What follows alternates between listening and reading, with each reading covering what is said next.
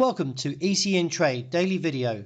Before we begin, it should be noted that any advice is of a general nature only and that your personal circumstances have not been taken into consideration. Hello everyone, my name is Rob Clayton and thank you for joining me. Presently, the Australian dollar remains under pressure following the June inflation slowed more than expected, though reducing expectations of an August Reserve Bank of Australia rate hike.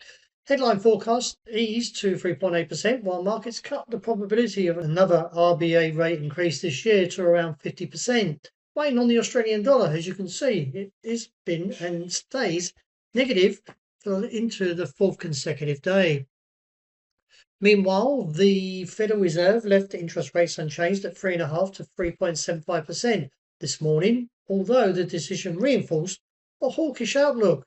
The vote was 9-3 in favour of holding rates, with three policymakers supporting the 25 basis point increase.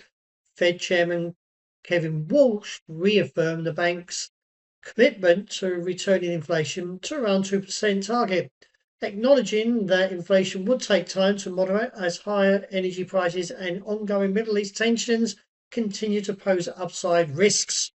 Markets now look to the US GDP and the Fed's preferred inflation gauge, the core PCE.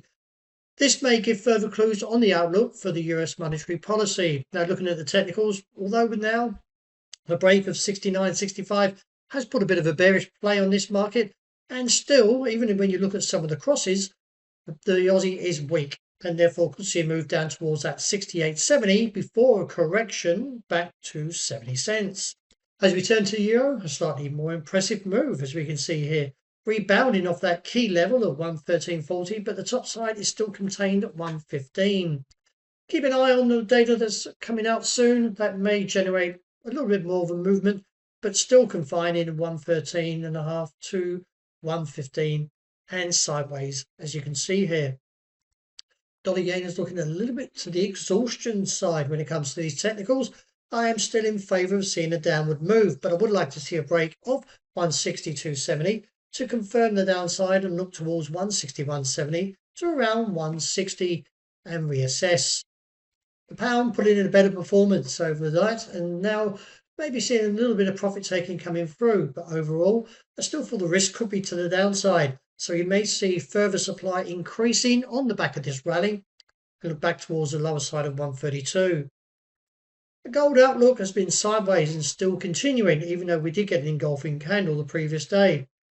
My call is still to the upside since the break of the trend, and that is somewhere of 250 points, bringing it to around 4,200 and reassess from there. But the technicals may give opportunity for a pullback to ignite the rally.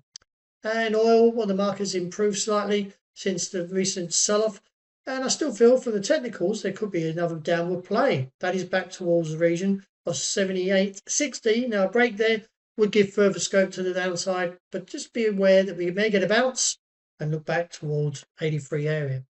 Well, that's a wrap. Thank you for joining me. As always, we have the Each Day Report. Hope you enjoyed a great start of the day.